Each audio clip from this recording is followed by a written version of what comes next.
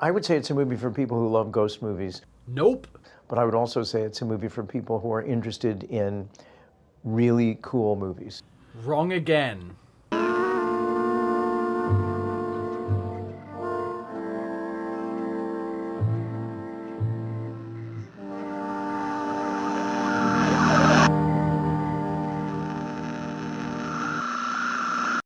This movie is the film version of the short story you just couldn't get published.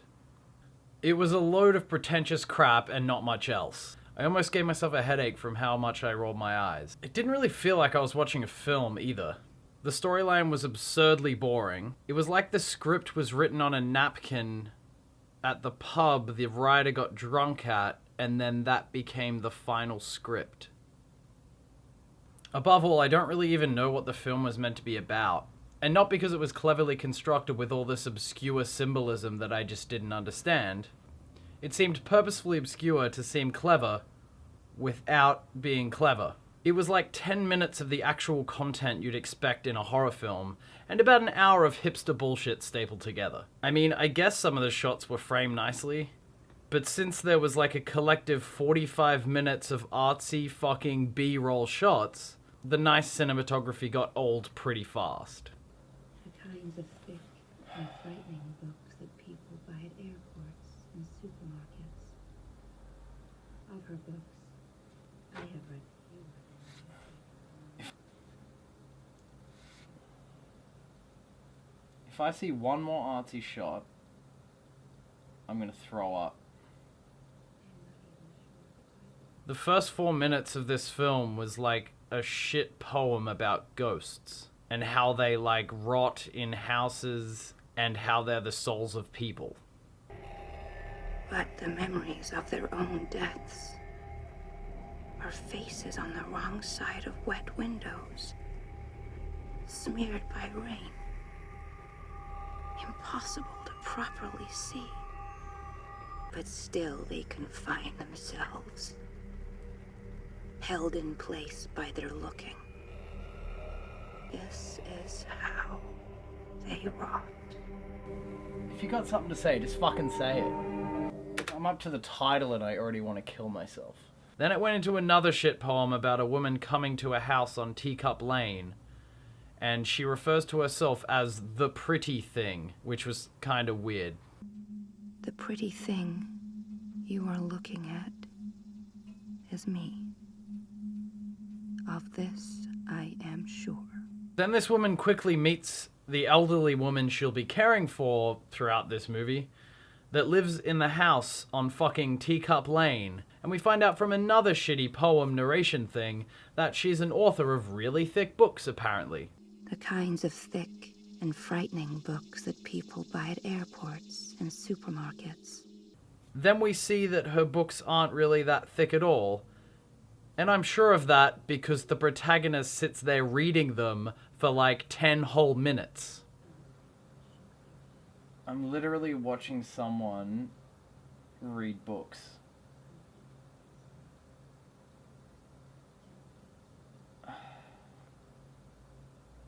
Oh my god, just do something. What are you doing? What are you doing? Then we get into the really interesting parts of the film where the woman just walks around the house for like a full hour of the film arranging cups. Then she smells and talks to flowers for like 10 minutes again. Then she scolds a television for having no reception. Well, no need to be rude. Then she scolds herself for snooping around the house 'cause she's so bored.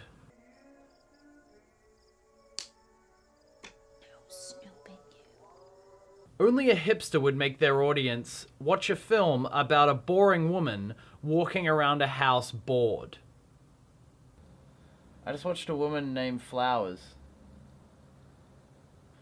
I guess I'm done with reviews then. I'll just talk to inanimate objects if that passes for entertainment these days. Yeah, mate, don't go see this movie. It's fucking shit. When the protagonist was reading the books for ages, she managed to pick up just the right book off the shelf. And by golly, it's just the book that she needed to make the plot go forward. Can you believe that? What must the chances have been? She reads boringly about a fictional woman that lived in that same house.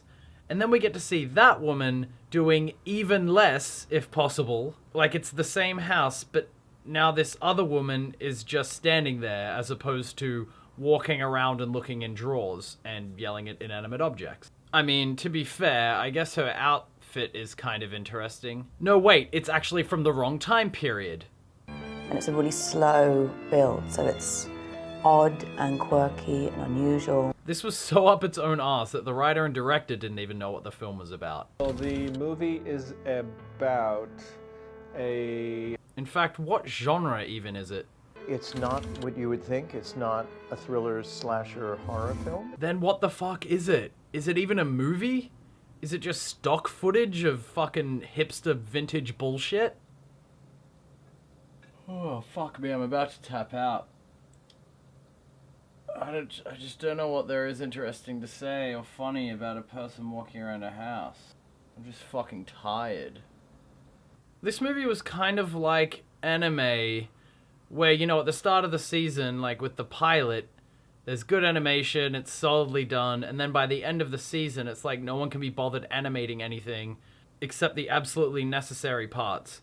You know those shots where it's just like a tiny bit of the screen moving? Either way, this movie was dubbed a ghost story within a ghost story. But it wasn't that at all.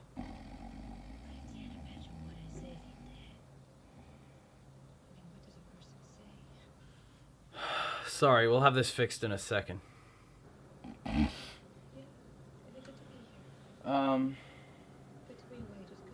Was I doing a thing? Hang on. Sorry, crew. Let me check the script. Hang on. Something about a phone call. I'm sorry. I don't know where I am. I just need to get a coffee and then I'll be fine. Sorry, guys. Fuck. Alright, I got a coffee and I tape my eyes open, Clockwork Orange style.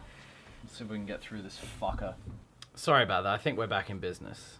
So the movie goes on, and it turns out that the woman in the book got buried in a wall or something, and the wall is in the same house as the author that published the book is in. So I guess what the plot is suggesting is that the old author woman got told the story by the ghost woman. I should know all their names. I really should. I apologize. But there's also this scene where there's all this paper that the protagonist finds in a box. So that also must have been what became the book. But how would the book have featured this woman's death? Because she wouldn't have been able to write on paper that she died because she was already dead. So I guess that's what the whispering was about. Just finishing the rest of the story, I guess.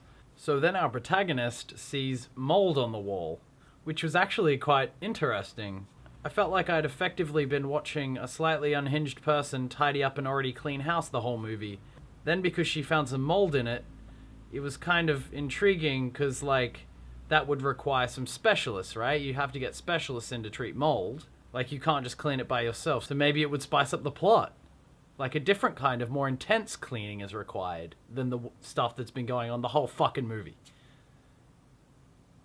And the end gets kind of weird because the author woman starts referring to the hospice nurse as Polly, which is the character from the book and also, I suppose, the person who lived in the house. Then Lily sees a hole in the wall. I'm sorry, I need to cut to a reaction. I'm getting sleepy. Ow, fuck! Oh. Fucking burnt myself. Fuck this. Done. I'm fucking done. Oh, for fuck's sake. Fuck this. I put all this effort into these reviews, and apparently all I have to do is make fucking boring hipster bullshit. Well, if you can't beat 'em, you gotta join 'em.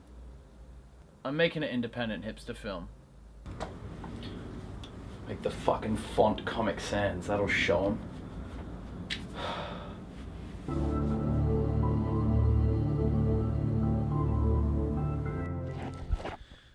The unremarkable hipster you're looking at is me, Of that I can be sure. See, I'm so unremarkable that I've almost no outstanding skills whatsoever. I'm only confident when I'm ordering obscure coffees at overpriced cafes. Yes, I'll grab the Mocha Chocolata Yaya and one of your finest Ew Lady Marmalade on toast, but make it GF. Yeah, that's gluten-free. I've been gluten-free for about 2 years now. Yeah, it's going very well, thank you. And I guess I'm reasonably good at sitting at cafes reading books I pretend to understand, so people passing might think that I'm smart. I think the glasses help as well. I've tried many things. I've done art. I've tried rolling my own cigarettes. But I just can't seem to get the hang of it. I've tried performance art.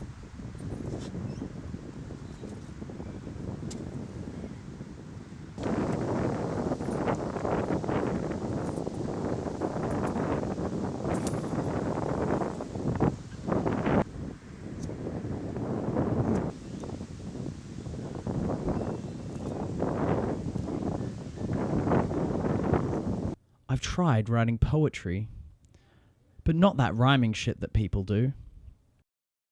That's for babies.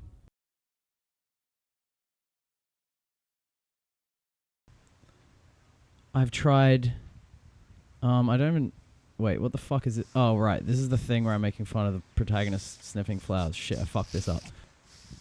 Next, in my vain quest for purpose, I'm going to use my dad's money to produce a film. I'm calling it I Am the Pretty Thing That Lives in the House, or IATPTTLINTH for short. The goal is to make people fucked off that they have to type all that shit into Google to find it. It's not very complicated at all, really. In fact, it's pretty dull. But rather than go with your gut feeling that it's a boring film with not much content, I'd rather you feel stupid for not understanding it, as that abates my crippling insecurities that I'm a useless bastard. It's got artsy shots in it. What more do you want? I'm a deep and complex person, and I'm producing art as an outlet for my depression that I diagnosed myself when I lost my phone for a whole week and couldn't maintain my Instagram. Found it under the couch though, so don't worry. It's all good. It's got poetry in it and stuff, so it must be smart, right? Right? Like, can someone tell me I'm smart? Please tell me I'm smart. No, seriously, if someone could email me and tell me that I'm smart. My email address is the writer and director of I Am the Pretty Thing That Lives in the House at gmail.com. If someone could please, like I spent my father's money on this and he won't validate me, so please if someone could do that for me, that'd be great. Thank you.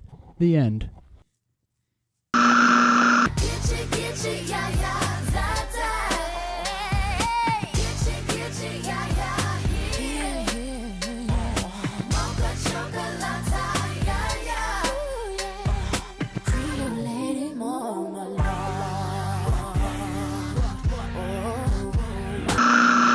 We're now accepting submissions of horror flash fiction under 1,500 words that will feature in a horror fiction podcast on the channel periodically. If you're interested in finding out more, there's a link in the description.